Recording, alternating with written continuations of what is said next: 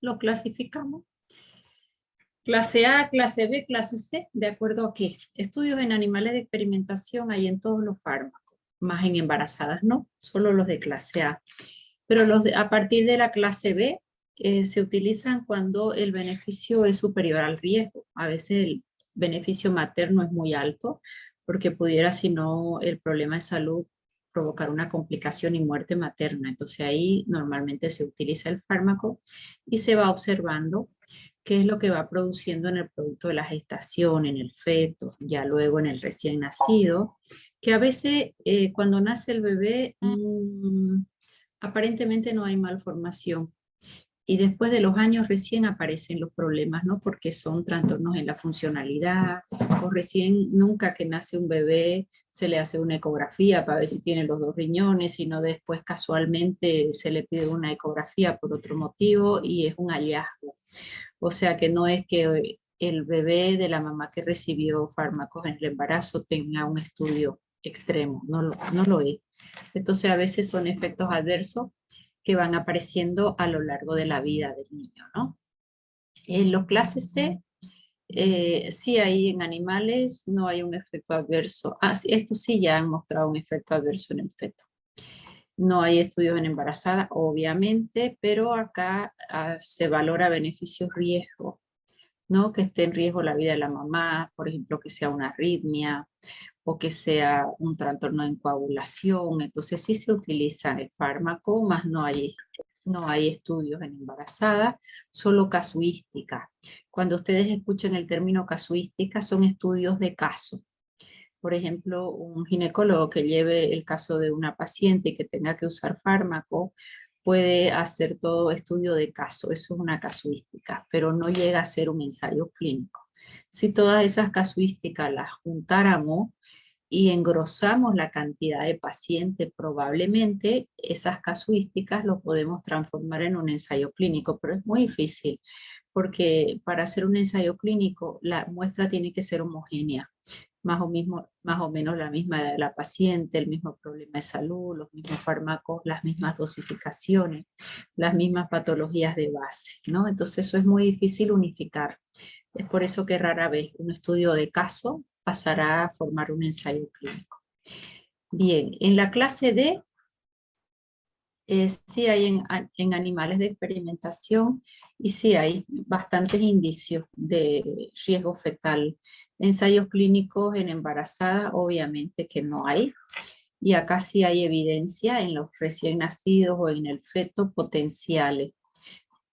A veces malformaciones importantes. Solo estudio de caso. Y los clase X es la última categoría de fármacos. Sí hay estudios en animales de experimentación y estos sí muestran anormalidades en esos animales de experimentación. Sí hay una evidencia de un riesgo fetal, incluso de muerte. O sea que aquí el beneficio sobrepasa el riesgo. ¿Qué fármacos son de clase X? Por ejemplo, los fármacos para una quimioterapia, porque la quimioterapia va a destruir células en crecimiento y el feto es células en crecimiento. O el misoprostol, que es un análogo de prostaglandina, que va a ser un abortivo, que lo usan mal, utilizan hoy en día como abortivo, ¿sí? Entonces ya conocen la clasificación de los fármacos en embarazo, pueden buscar por clase y están los nombres de los fármacos. En embarazo siempre usar la menor cantidad de fármacos posible, porque aunque el fármaco tenga una acción terapéutica muy trivial, tienen un potente potencial nocivo, ¿de acuerdo? ¿Se entendió los fármacos en el embarazo? Ahí aproveché para darles esta partecita que creo que no la habíamos tocado. ¿Penicilinas qué clase? ¿A, B, C, D o X? B. B. Gracias, Fernández. Donoso Fernández. Es clase B. ¿Y quién me puede dar un ejemplo de fármacos clase A? La vitamina. Vitaminas a dosis. Muy bien. ¿Y clase X? El misoprostol quimioterápico. Perfecto. Lo que va a provocar un daño fetal importante o muerte fetal. contraindicados en el embarazo. Ahí nunca hay beneficio para el embarazo. Muy bien, esto lo pueden sacar de la guía que se publicó y ahí cómo administrar. Interesante esta guía en el sentido de que a veces se cometen imprudencias cuando uno empieza recién a trabajar por no saber, ¿verdad? Una penicilina, penicilina viene de 1 millón, viene de 5 millones y de 30 millones. Por vía intramuscular, ¿se puede administrar? Sí, más no se recomienda. ¿Por qué? Porque va a ser mucha cantidad y en el masa muscular nunca se debe administrar más de 5 ml, en todo caso en 2 músculos diferentes. Endovenosa directa, ¿puedo administrarlo? Sí, siempre y cuando 1 millón reconstituya con 10 ml de agua para inyectar. Esta guía siempre ténganla en el bolsillo. Tienen una duda en administración y la revisan, ¿ya? Esta parte está en la guía que se publicó más antigua y solo administración en la guía más nueva del hospital.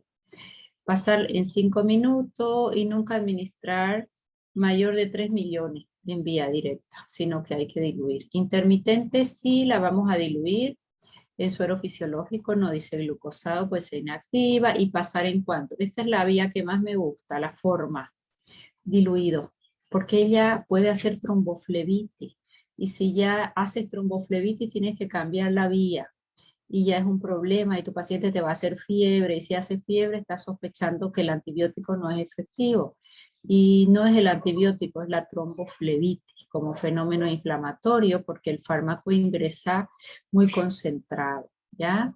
Endovenosa continua sí, se puede administrar siempre diluida en suero fisiológico y la pasan en 24 horas. A veces se prefiere esta vía en las meningitis, principalmente en los niños, en los pequeños. Su estabilidad, si mi frasco es de 30 millones y de pronto yo no voy a usar los 30 millones, ¿cómo se va a guardar? Diluido, tiene 24 horas a temperatura ambiente su estabilidad. Y si lo coloco en la heladera me va a durar 7 días. Cuando está diluido, ¿ya? Eso es importante. Se inactiva en un medio alcalino, eso es por si lo administramos junto con otro fármaco. Con otro beta-lactámico y con aminoglucósido que entren juntos se van a inactivar con otro beta-lactámico porque tiene el mismo mecanismo de acción. Compatible con suero fisiológico, no usar glucosalino o glucosado. Eso es importante como parámetro, ¿ya? Porque a veces les toca administrar a ustedes los fármacos. Bien, hasta ahí tengo la penicilina sódica y potásica, penicilina G o benzilpenicilina sódica o potásica. Pero resulta que hay dos más. Una de ellas es la penicilina benzatínica. La penicilina benzatínica es una benzilpenicilina, G también, pero tiene una característica que viene su acoplado, y su acoplado hace que ella sea insoluble, se coloca intramuscular y se va liberando el principio activo lentamente hasta el día 21. Incluso hay libros que dicen hasta el día 25. Pero se va liberando dosis cada vez más inferiores y no son dosis altísimas. Pero se ha visto que el Streptococcus pyogenes, que es uno de los gérmenes más usuales en las amigdalitis o faringoamigdalitis, es tan efectivo que con esa dosis baja de penicilina él se va a controlar muy bien, ¿ya? Entonces esa penicilina benzatínica, que es la de acción más larga dentro de las penicilinas naturales, ¿cómo la encontramos? Todos múltiplos de 600.000. 600.000 unidades por 2, 1.200.000 de unidades. Por 2, 2.400.000. Entonces a este le llaman el simple o 600.000, este el simple y este el fuerte, ¿ya? ¿Qué más? Mecanismo de acción mismo, mecanismo de resistencia, todo lo que hemos avanzado en penicilina se repite. Más que característica tiene, es de liberación lenta, ¿ya? Esto es importante, es de liberación lenta, pero cada vez concentraciones más pequeñas. Tiene un efecto anestésico similar al, ya. Eso por su acompañante, es como que la benzatina tiene algo de efecto antianestésico y hace que teóricamente duela menos. Sin embargo, el dolor es el mismo. ¿Por qué? Porque al ingresar el líquido, es un líquido insoluble. Esto se queda como una bolita en el glúteo. Si se colocó en el glúteo, en el deltoide es muy dolorido porque tengo menos masa muscular. Pero en el glúteo queda una bolita y dice el paciente, yo creo que me colocaron mal y se encapsuló. No, eso es lo que produce, porque ese líquido una vez ingresa es insoluble. Él se va solubilizando lentamente y va liberando lentamente el principio activo. Hasta el día 21, les decía, hay libros que dicen hasta el día 25, o sea que esa es su forma de él actuar. A veces dice el paciente, ya no me duele la garganta, me duele el glúteo, porque como es un volumen que hay ahí, eso duele a veces al caminar hasta que se va solubilizando, más no es una mala técnica en su administración, ¿ya? Su espectro es igual al que vimos en penicilina G sódica, no lo repito, pero esta gráfica, fíjense, si colocamos a un paciente 1.200.000 de unidades internacionales, el primer día, ¿cuánto se libera? 0,1 microgramos por ml voy a conseguir en sangre. El día 14, 2 semanas después, fíjense cuánto baja ya lo que se libera en sangre, 0,2 microgramos por ml. Y el día 32, 0,02, ahí ya casi no se considera útil. ¿Ok? Entonces, ¿qué característica va a tener esta benzilpenicilina? Que es insoluble y que es de semivida larga. Su promedio de actividad probablemente sea de 26 días. Sin embargo, la literatura nos habla de 21 días, ¿no? Como un margen. Hay médicos, yo he visto recetas que te ponen penicilina benzatínica 1 por día en el paciente, por 3 o 5 días. ¿Qué va a pasar ahí? ¿Será que es útil colocar 1 por día? ¿Qué les parece a ustedes? Si ella se va liberando hasta el día 25, ¿será una buena indicación colocar 1 por día, por 3 a 5 días? No, doctora. No, significa que no sabe la farmacocinética. Una procaínica sí, porque dura 24 horas, pero una benzatínica no, bajo ningún punto de vista. Hasta 1 por semana pudiera usarse, pero ni aún así, ¿no? ¿Para qué vamos a usar? Probablemente cuando necesito dosis bastante baja, en una difteria, por ejemplo, no la usamos en difteria, la usamos casi exclusivamente para la faringitis o faringoamigdalitis cuando es un estreptococo beta hemolítico, un estreptococo piógenes, es el que menos resistencia tiene hasta el día de hoy a las penicilinas. En la sífilis también se puede utilizar, ya si la sífilis es del embarazo, en el embarazo. Un fármaco poco tóxico, clase B, mucho menos tóxico que todos los otros fármacos, ¿no? Antibacterianos. Entonces sífilis es una buena opción, no se olviden la reacción de Herisheimer y probablemente haya bastante resistencia, ¿no? Y ahí utilizamos una cefalosporina, generalmente una ceftriaxona en dosis única, intramuscular también. Acá sigue siendo un fármaco de primera elección. En profilaxis primaria de la fiebre reumática, generalmente lo hacemos cada 21 días. Si el paciente es alérgico a penicilina es una pena porque acá el coco es muy, muy sensible, ¿no? Profilaxis secundaria de la fiebre reumática, pacientes sin carditis, hasta 5 años después del último brote, ya paciente con carditis también la utilizamos, o con una enfermedad valvular. Fármaco de lujo en fiebre reumática, incluso para su profilaxis secundaria, paciente que tiene una válvula, paciente que va a una cirugía cardíaca, que tiene algún catéter, es un buen fármaco. Es un buen fármaco porque al estreptococo beta hemolítico tiene muy alta sensibilidad y muy baja resistencia. Fármaco poco tóxico. ¿Cómo lo vamos a utilizar? En la faringitis estreptocóxica o prevención primaria de la fiebre reumática, esta ampollita es suficiente cada 21 días, o en faringitis una sola, ¿no? Muchas veces dicen, no, por el peso, vamos a hacer 2.400.000. En realidad, la Organización Mundial de la Salud te dice que es suficiente 1.200.000, pero en nuestro medio, que no está en otros países, tenemos la de 2.400.000, que es la que normalmente más utilizamos en adultos. En profilaxis secundaria, la fiebre reumática, hacemos la ampollita de 1.200.000 cada 4 semanas. Lo ideal fuera cada 3 semanas por su semivida, pero Se la hace cada 4 semanas y tiene éxito, y el paciente siempre se recuerda que el día 8 o el día 10 o el día 15 coloca su ampolla. Es más fácil que él nos cumpla su tratamiento, ¿no? Porque este tratamiento a veces dura 1, 2 o 3 años fácil. Tengo una sífilis precoz, una dosis única en 2.400.000, más se ha visto que con 1.200.000 probablemente es suficiente. En nuestro país tenemos la de 2.400.000 y te colocan en una sola. La literatura te dice que coloques 1.200.000 en un glúteo y el otro 1.200.000 en el otro glúteo, para no hacer demasiado volumen, ¿no? Porque no es una solución, es una suspensión insoluble. Sífilis tardía, no neurológico, una vez a la semana. Acá sí está permitida una vez a la semana, es una de las pocas indicaciones. Y la sífilis del embarazo, una sola ampolla es suficiente. Neurosífilis, ya yo estoy hablando de una invasión a nivel neurológico, no nos va a llegar muy bien al líquido cefalorraquídeo y no es fármaco de elección.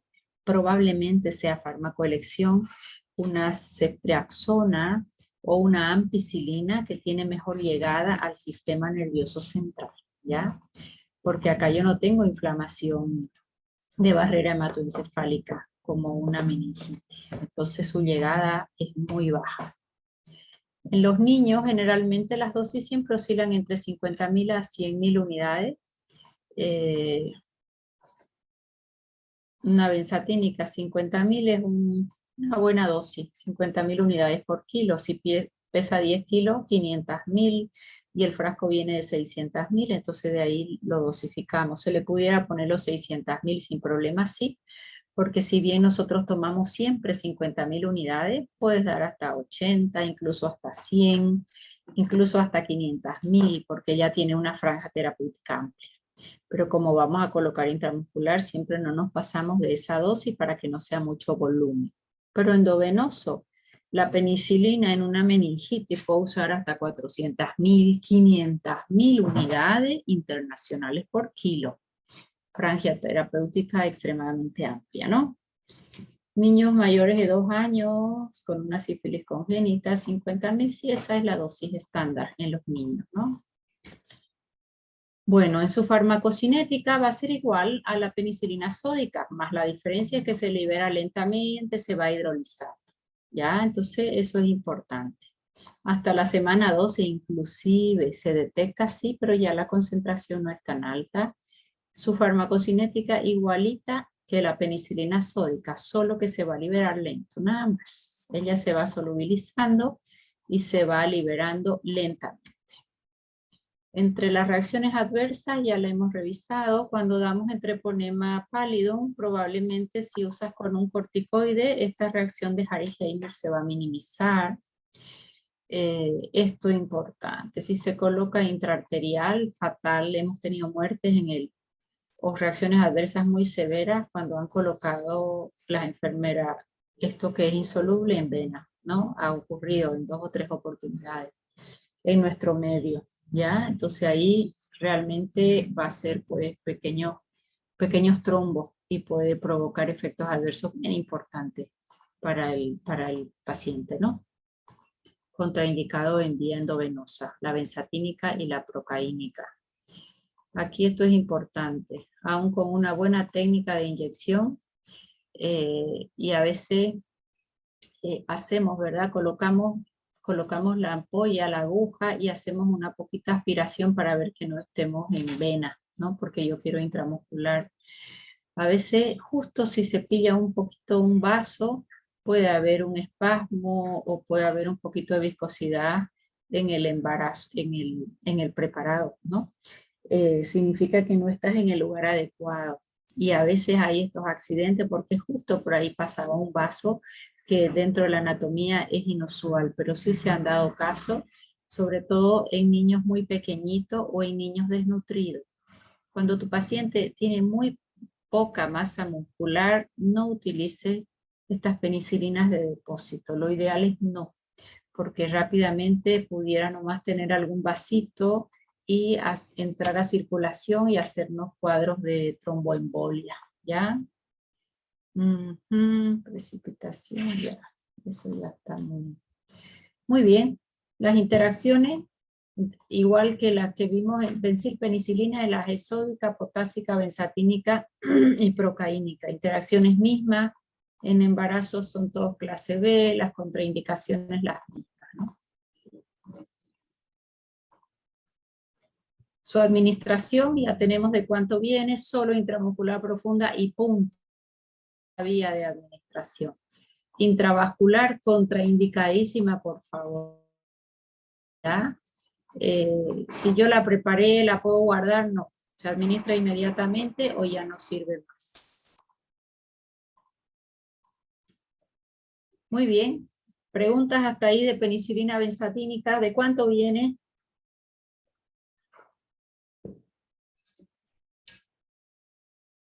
La 600.000, 1.200.000 y 2.400.000. Ok. Y adivinen qué. Nuestro país es bello, nuestro país. Tiene otra que es 633. A ver, vamos a poner aquí. Porque esa se la menciono, porque no, la Organización Mundial de la Salud no la aprueba. Está la 633.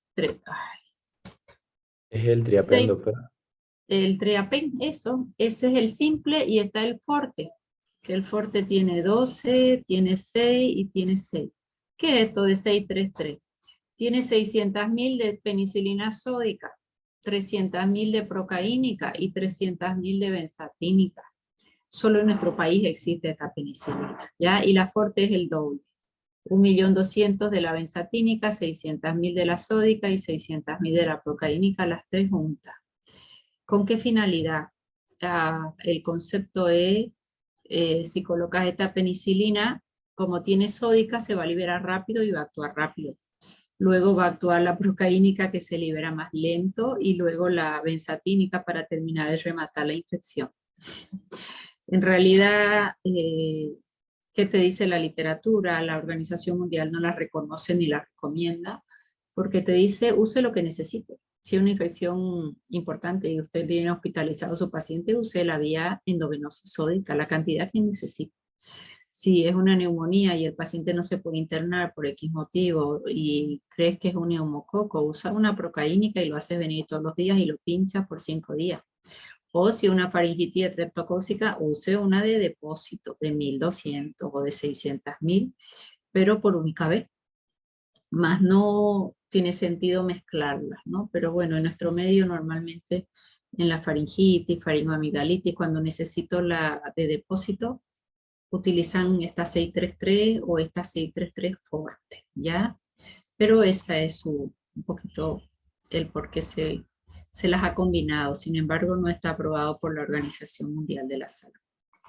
Bien, la última penicilina natural, y para terminar penicilinas naturales, está la procaínica. Procaínica es de acción intermedia. La sódica era de acción rápida, endovenoso, la benzatínica hasta el día 21 se va liberando, y esta otra es de acción intermedia. Está unida a una procaína. La procaína es un anestésico local. Ella viene de 400.000 y de 800.000 unidades frasco ampolla. Son frasquitos ampollas donde está el polvo para diluir. Eso se llama la forma extemporánea, que yo la preparo el momento de usar. No viene ya diluida o reconstituida, perdón, sino que yo hago la reconstitución al momento de usar. Solo intramuscular, tiene partículas insolubles, prohibido endovenosa. Mecanismo de acción igual que las anteriores, de resistencia igual que las anteriores.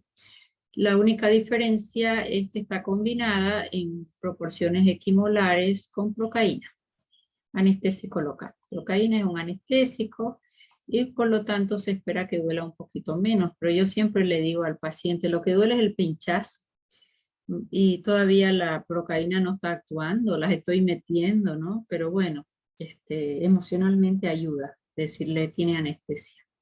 Y si lo que duele más bien es el pinchazo. La anestesia más que todo es para el momento de ir liberando el fármaco, más que la colocada. ¿Okay? A diferencia de la benzatínica, esta se va a ir solubilizando porque es insoluble. Se va a ir solubilizando un poquito más rápido que la benzatínica. Entonces se la considera de acción intermedia, ¿ya? Su concentración en sangre es baja, o sea que es solo para microorganismos muy sensibles. Claro, comparen a ver 400.000 unidades o 800.000 por día contra 30 millones de unidades que puedo poner con una sódica. O sea que solo se va a usar en gérmenes muy sensibles y que no precisen alta concentración. Probablemente en nuestro medio no se la usa mucho porque hay que pinchar al paciente todos los días. A veces la mamá viene con el hijo con neumonía y no lo va a internar y por boca lo vomita todo, tiene varios niños, entonces ahí es un fármaco de elección, pero que te lo traiga todos los días para hacer colocar, ¿no? Para asegurarnos que se vaya controlando. Más el gran problema es que hay que pinchar todos los días, por lo menos 5 días. En la sífilis sí se puede usar, pero siempre le gana la benzatínica, es mejor la procaínica, entonces no la utilizamos básicamente. Hasta 3 semanas peor todavía que prolonguemos el tratamiento. Es imposible, no hay glúteo que aguante. En un carbunco se puede utilizar, pero claro, tengo que pincharlo cada 12 horas al paciente por 7 días. No lo voy a usar.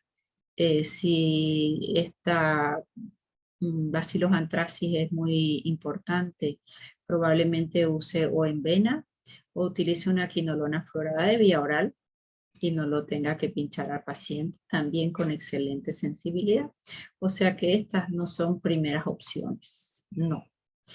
Hay neumonía, cuando hagan provincia, cuando el niño no hay donde internarlo, no se lo puede internar porque no hay quien se quede con los otros niños. A veces esas son las realidades maternas que tenemos. Ahí sí utilizamos, ¿verdad? Menores de 1 año de 500.000 unidades por kilo. De 1 a 6 añitos hacemos 400.000 por día, pero son 5 días. O sea que los 5 días hay que pincharlo. La procaínica, si bien algunos protocolos te dicen cada 12 horas, se puede dar la dosis de todo el día en un solo pinchazo, en 24 horas, ¿ya? Mayores de 6 años ya le hacemos la de 800.000 y siempre cada 24. Lo vas a pinchar 5 días intramuscular, ¿no? Entonces queda dolorido el glúteo, no es fácil agarrar un niño y pincharlo 5 días, pero si es una alternativa, si no vamos a internar al paciente y si su vía oral no las está tolerando, ¿ok? Acá nada más para revisar cuánto alcanza en sangre. Cuando administras 300.000 unidades, en 3 horas hay 0,9 microgramos ml. En 24 horas ya eso va bajando bastante y hay que volver a colocar, ¿verdad? La nueva dosis. No se los voy a preguntar eso, pero para que tengan una idea de si yo administro esta dosis, ¿cuánto llega a sangre? Dosis mayores de 600.000 sí nos duran un poquito más. Pero no olvidar nunca, ella es de semivida corta, se puede administrar cada 12 o cada 24 horas toda la dosis. Las dosis usuales, ahí las tenemos, pero lo usamos muy poco. Nada. Su farmacocinética igual que las penicilinas naturales, más se inactiva en vía oral, entonces solo intramuscular y se valida una acción intermedia. Todo lo demás igual a todas las penicilinas G o benzilpenicilina. Sí han habido casos en que accidentalmente se ha colocado, ¿verdad? Y cuando el paciente viene bien y se colocó y tocó un poco la circulación, el paciente rápido se pone hipertenso, hace convulsiones, taquicardia y no es hipersensibilidad o alergia, sino que una parte del fármaco alcanzó circulación sistémica. Esto yo lo vi en un paciente grande, se le colocó por una faringoamigdalitis una penicilina benzatínica, buena técnica y todo, pero se ve que tenía un vaso. Se pinchó el vasito y llegó el fármaco y el paciente se sentó, se sintió muy mal y dice, mis oídos van a estallar. Eran unas alteraciones, unos pitidos en los oídos terribles. Su presión se subió muchísimo, hizo insuficiencia renal y quedó con un grado de insuficiencia renal. Se ve que al filtrar esta penicilina insoluble quedó a nivel renal y le dejó como secuela. Y desde ahí siempre su filtración de ser 0,5 quedó en 1,5 hasta el día de hoy, ¿no? Entonces, y fíjense ustedes la diferencia. Rápidamente todos dijeron, está haciendo alergia, y lo trataron como alergia, le pusieron corticoides. Yo estaba presente, era farmacéutica, muy jovencita, recién recibida. Yo observé todo y después con el tiempo fui haciendo mis análisis. Fíjense ustedes que si hubiera sido un shock anafiláctico, que lo trataron así, ¿cómo estaría la presión arterial? Shock. Creo que ya no Disminuida. tengo. ¿Ah? Gino, Disminuida, doctora. claro, en el piso. Y acá era una hipertensión terrible y él quedó hipertenso desde esa vez, porque hizo un toque renal. Entonces lo trataron como un shock anafiláctico y no era un shock anafiláctico. Fue que se filtró una parte del fármaco a circulación sistémica. Mis oídos, dijo él, yo me acuerdo, porque yo lo acompañé a que le coloquen encima, era un familiar, y lo habíamos convencido entre todos, porque tenía un cuadro gripal terrible, una faringitis terrible, horrible, con placas y todo. Y nos había costado convencerlo y justo le colocan la ampolla y pasó todo esto. Él tuvo una reacción auditiva, ¡ay! Gritó mis oídos, dijo, y hizo hipertensión, cosa que si hubiera sido una alergia era una hipotensión. Y esa sensación horrible, sensación de muerte, eso fue lo que él sintió. Después fue calmándose un poco, pero quedó hipertenso y con un toque renal. Después el tema auditivo mejoró, pero nos llevamos un susto terrible y lo trataron aquella vez como un shock anafiláctico, ¿no? Fue una llegada intravascular accidental. ¿Por qué digo accidental? Porque se colocó bien, pero la anatomía de todos no es la misma, ¿no? Puede haber algún vasito ahí que esté fuera de lugar, está dentro de lo posible, ¿no? Es inusual, pero nada, y no era flaquito el paciente, tenía nomás sus buenos kilos, porque esto sucede mucho en pacientes que son muy delgaditos o desnutridos, con muy poca masa muscular. Cuando vean a su paciente con muy poca masa muscular, no administren nada intramuscular, peor si es de depósito o insoluble. Diferente a un complejo B, digamos, o un diclofenaco que es soluble, no va a haber problema. Pero lo que es insoluble, en un paciente de bajo peso, desnutrido, no se les ocurra administrar, contraindicado. Bueno, se administra intramuscular profunda. Acá ya son dos fármacos, porque es la procaína y es la penicilina, y se puede haber alergia a cualquiera de los dos. Es un problema eso, ¿no? Mientras más fármacos, mayor probabilidad y no sabes a cuál de los dos. Muy bien. Colorín colorado, hemos terminado penicilinas naturales. Penicilina gesódica y potásica, que son hermanas, la procaínica de acción intermedia y la benzatínica de acción larga. ¿Preguntas? Doctora, disculpe, ese RAM de accidente intravenoso, ¿cómo se debería tratar? Ujú. Es complicado. A ver, déjame que voy para acá. Estaba buscando lo que sigue, pero no lo encuentro. Ya. A ver, piensa. A nivel renal, ya tienes partículas insolubles, no tienes de otra, no lo puedes sacar, no hemodializa, o sea que ni haciendo una diálisis. Eso ya, el tratamiento es sintomático, ¿no? ¿Qué se le hizo acá? Había mucho malestar auditivo, subió la presión, le colocaron como subió la presión, se forzó un poco la diuresis, se le hizo una furosemida. Solo es sintomático y después tienes que esperar los efectos, pero si ya entró a circulación sistémica no tienes cómo quitarlo, ni con una hemodiálisis, ¿no? Entonces es esperar nomás y sintomáticamente la presión sube, tratar de bajar presión. Mucho dolor de cabeza, pero eso estaba relacionado. Hizo un pico hipertensivo terrible, llegó a 200 milímetros de mercurio la presión sistólica, ¿no? La diastólica no la recuerdo, pero la sistólica llegó. Entonces rápidamente furosemida, empezó a bajar la presión, desde ahí él quedó medicado con antihipertensivos, quedó hipertenso. Pero ya es el tratamiento de la secuela. Ese momento es solo lo sintomático, Daniel. No tenemos como ni poniéndole un corticoide, nada, nada. Es solo sintomático, relacionado a la hipertensión. Gran diferencia, no se olviden nunca, cuando es alergia, hipersensibilidad, siempre la presión cae. Más en este caso la presión subió. ¿Quedó mejor? Sí, doctora, muchas gracias. Bueno, estaba ahí buscando penicilinas semisintéticas, estas son, ya las pillé. Doctora, ¿hay una dopamina administrada en ese momento por el efecto renal no hubiera sido mejor? Fíjate que la dopamina lo que te va a hacer es hacer una vasodilatación renal, pero el fármaco llegó ahí y se colocó en la membrana filtrante y ahí hizo el daño renal.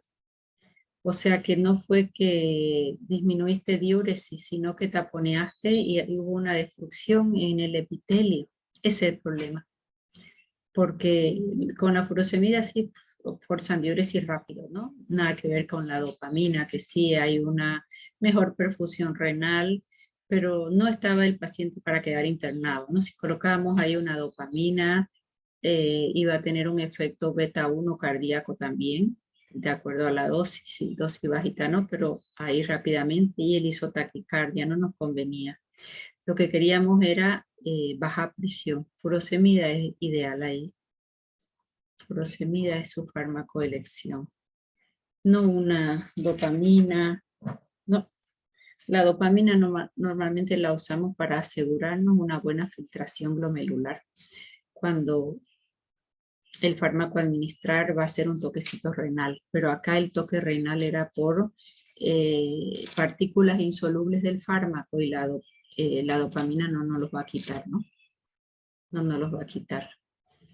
Después la presión quedó alta, pero no tan alta y se medica el paciente ya hasta el día de hoy, ¿no? Ya con 70 años. Muy bien. ¿Más preguntas?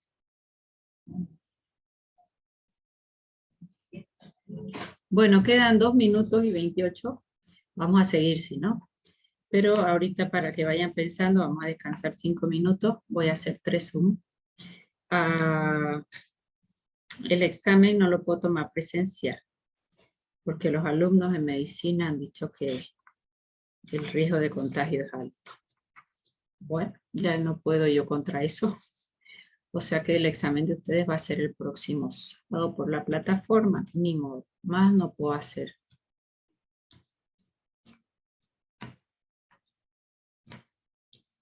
¿Alguien tiene algo para opinar? Doctora, ¿y las preguntas van a ser igual, un tema y respondemos, escribimos, mandamos foto o cómo va a ser el examen? No lo sé, Jenny. No lo sé, ustedes estudian. No lo Ya, sé, doctora. no me interesa tomar en plataforma, no me deja como profesora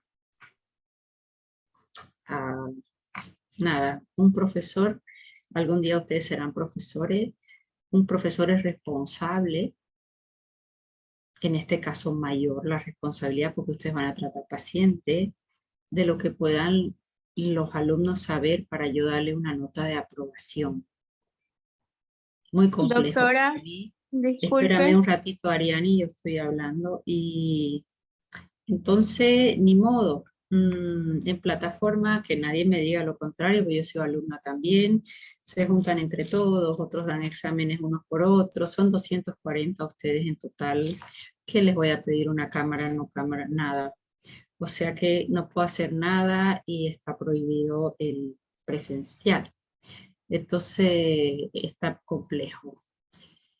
Se puede mantener el 17, dice María José. ¿Qué es 17? Porque era un miércoles y un viernes, ¿no ves? Un miércoles y un Viernes. viernes.